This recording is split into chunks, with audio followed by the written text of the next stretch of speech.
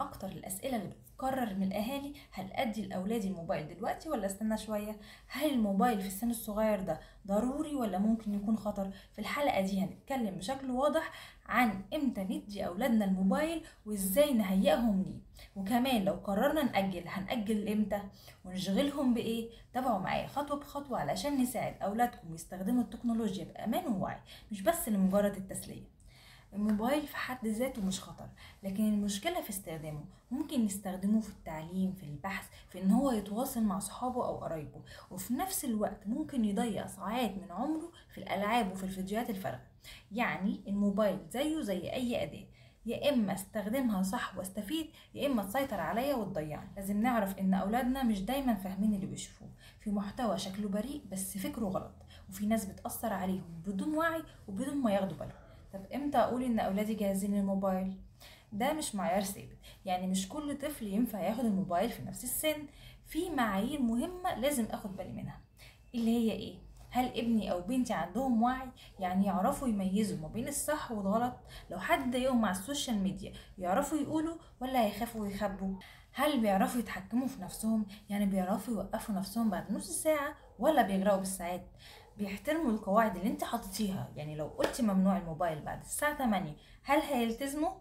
وانا كأم جاهزة اتابع، مش بس ان انا اديهم الموبايل واسكت، لا، اكون جنبه وراقبه واتكلم واشرح. اهم حاجة ان الموبايل ما يكونش بداية الاستغناء عني كأم، بالعكس يكون فرصة اني اقرب منهم اكتر. نقعد ونتكلم قبل ما اديهوله، نشرح القواعد الاستخدام ونتفق على المدة والوقت المسموح. تاني حاجة نحط التطبيقات سوا، اختاري معايا البرامج التعليمية والالعاب المفيدة والقنوات اللي فيها محتوى محترم. والموبايل يبقى في مكان مكشوف، مش في الأوضة لوحدهم، ويبقى في الصالة أو جنبك. المتابعة اليومية مهمة جدا، افتح الموبايل واشوف التاريخ واعرف هو شاف ايه وبيلعب ايه. والموبايل مش الخصوصية الكاملة، في المرحلة دي الخصوصية بتبقى ليها حدود جدا، لان الطفل محتاج توجيه. اكون قدوة، يعني انا لو طول اليوم على الموبايل ما طبيعي الطفل كمان هيبقى كده. وعايزاكي تفتكري حاجة مهمة جدا، ان قرارك ده قوة مش ضعف. ولو المجتمع حواليك كله بيقولك ازاي ما عندهمش موبايل، افتكري دايما انك بتربي مش بتقلدي. وممكن تديهم بديل، يعني وقت لعب حر، انشطة كتب، مشاركة في المطبخ. ولو محتاجين يتعلموا حاجة على الانترنت، خدي وقت معاهم وشوفوها سوا على جهازك. الموضوع مش موبايل من عدمه، الموضوع هو انا عايزة اربي ولادي ازاي، بالثقة، بالوعي، بالحب. مفيش حد هيعرف يجاوب غيرك، لانك انتي عارفة ولادك اكتر من اي حد.